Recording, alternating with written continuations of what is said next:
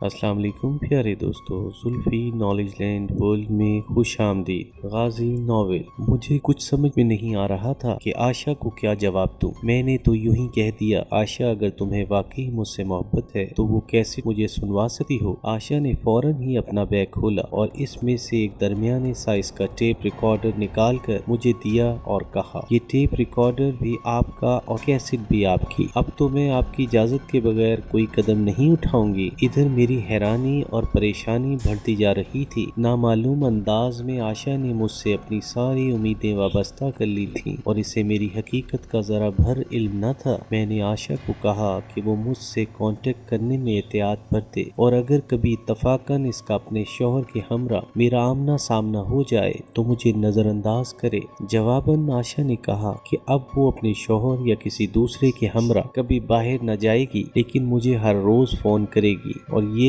कि मैं हर दूसरे तीसरे दिन इसे जरूर मिलूंगा। खाना तो हम कभी का खा चुके थे। रेस्टोरेंट से पहले आशा बाहर निकली और अपनी गाड़ी में चली गई। चंद मिनट बाद मैं बाहर निकला और टैक्सी लेकर अपने साथियों के घर की तरफ रवाना हो गया। मैं होटल से पूरी तैयारी से निकला था। पिस्टल और रुपए मेरे साथ थे, साथी मेरे इंतजार में थे। थोड़ी देर बाद हम दो टैक्सियों में सराय बैरम खान की तरफ रवाना हो गए। हम यशुनस से मुकर्रर वक्त से पहले ही वहां पहुंच गए थे। बजाय छप्पर होटल में इंतजार करने के मैंने सोचा कि इस इलाके में घूमा जाए। हम दो दो की टोलियों में आगे पीछे चल पड़े। ये मुसलमानों की आबादी का इलाका था। छोटे छोटे एक मंजिला घर और छोटी छोटी दुकानें थी। एक दुकान पर हमने ठंडे दूध की भरी बोतलें पी और फिर वापस लौट पड़े। पहले की तरह मैंने छप्पर होटल में अपना मोर्चा संभाला और मेरे साथी भी इधर उधर मुख्तलिफ जगहों पर डट गए और यशुनत का इंतजार होने लगा। इस इंतजार के दौरान पुलिस की एक गाड़ी छप्पर होटल के सामने आकर रुकी और पुलिस एहलकारों ने चाय पी। दिल्ली पुलिस के मातहत अमले के लोग कमजोर और गुर्बत के मारे हुए नजर आते थे, जो इस मामूली होटल में चाय पीने चले आए थे। इनके जाने के थोड़ी देर बाद यशुनत आता दिखाई दिया। वो आज निस्बतन बेहतर हालत में था। इसके रेस्टोरेंट में पहुंचने के तकरीबन 10 मिनट बाद मैं भी रेस्टोरेंट में दाखिल हो गया। यशुनत कोने की टेबल पर बैठा था। इसने चाय का ऑर्डर दे रखा था। चाय पीते पीते इसने एक पैकेट मुझे थमा दिया। ये पैकेट इसने कपड़ों से निकाला था। मैंने भी वो पैकेट अपनी कमीज के अंदर डाल दिया और पैंट की जेब से रुपयों का लिफाफा निकाल कर इसे दे दिया। इसने धीरे से पूछा, कितने हैं? मैंने कहा 5000। यशुनत के चेहरे पर मुस्कुराहट आ गई। इसने लिफाफा जेब में डाल लिया। मैंने कहा, आज तो शिम्मी के यहाँ जाओगे? वो छीप सा गया और धीमे से कहा, मैंने कहा पैकेट की वापसी पहले की तरह होगी। कहने लगा, मैं वहाँ 12 बजे तक रहूंगा।